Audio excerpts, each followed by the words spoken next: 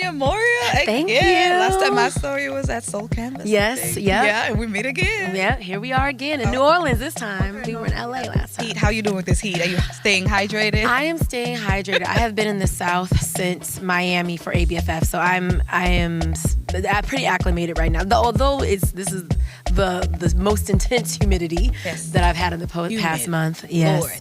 We're below sea level, so it's like I remind myself I'm like swimming through the ocean. It's kind of what I tell myself.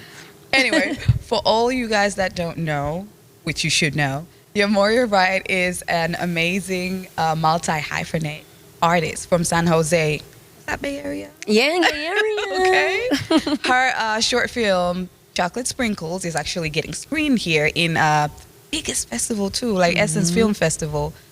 So tell us how you feel about that. How does it feel to have your projects being screened at one of these big festivals? It's surreal. I mean, I'm really grateful to the writer-director Hurriyah Muhammad for assembling such a strong team of Avengers. To be one of the producers of Chocolate with Sprinkles has been such an honor. And matter of fact, what's today?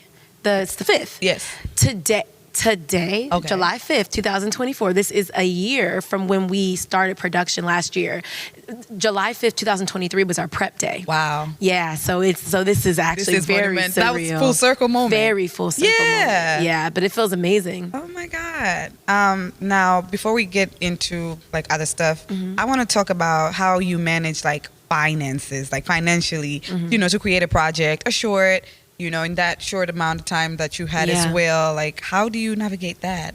It is definitely a skill. It definitely takes a team, and you have to be honest with the script, right? The writer, director, and the producers have to have honest conversations about breaking that script down, understanding your locations, understanding the vision of every intricacies. Like, it could be as small as Keisha, she wears a scarf in her head. Like, it could be as small as those wardrobe things. Yeah. And you have to be able to really be honest with every single line item on the budget, based on the vision of the vision director has, and also what you see on the script, right? Yeah. And so it does take time to, I think, build those skills. But once you have them, I do think breaking it down, you can do it a lot faster. I mean, but there still takes, like a second mind, because you have to be able to anticipate the costs that are not built into the screenplay itself, right? There's those things that we don't expect, like we had to get our student teacher an Uber because her car broke down, right?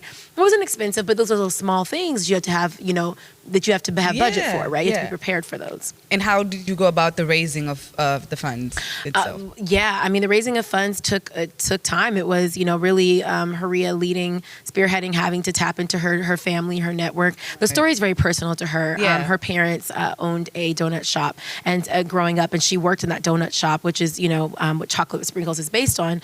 And so, I think that personalization of the story also certainly helped because she believed in that. And I would say when people are financing for their projects, whether it is personal story or not, you have to come into something with the connection that your personal connection, because people want to know, especially for a short film, which people are not expecting profit from, right? And it shows. Yeah, but it shows. But they're investing into the vision, and they're really investing into the creatives themselves, into the careers of the creatives, right? So that's really important when you're raising money. Okay. Yeah, that personalization. The personalization is key. I mean, it will definitely show up. Like, we could see that, in the film itself. You could tell that was a personal story. Exactly. We could feel that in the room. Yeah. Let's get technical a little bit. Okay. Ooh. I want to know, what are your, maybe 2 or 3 words that you use to just guide you through your work that maybe other creatives may want to know? Like, just 3 core values or concept. So, core values that I have? Yes. 3 or 2. 3 or 2. Patience. Okay. Is it like that, right? That's what you mean? Okay. Patience, because you can really hit the pavement. You can, go full-fledged into your career, but you're not in as much control as you think in terms of how things pan out. I've had some fantastic opportunities. I've worked with some phenomenal people. Some of them I'm going to end up seeing today. People I worked with like years ago that I'm going to first meet today, right? Yeah. You don't get to determine when those projects really get off the ground. You can work hard. You can get contracts and agreements. Things happen. Strikes happen. Pandemics pandemics happen. If you didn't learn in this 21st century, and then this specifically in this decade that things happen, I don't know what to tell you. So patience. Another thing on that patience is, getting biblical with it, but long suffering. You have to be able to be patient and wait, but you also have to be able to continue no matter what. Like, if it's really your goal, if you really feel called to something, can I look at them in the camera? Yeah.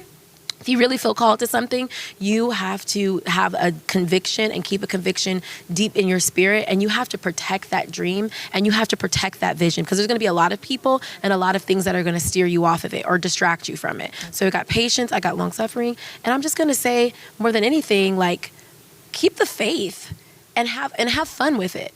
I mean, like, what we're doing is we're bringing things from, the heavens that go into our minds and to our imagination, and we're birthing them forth, right? And we're bringing them to life. That is creative. That's creative energy. That's creation energy. That's the creator's energy.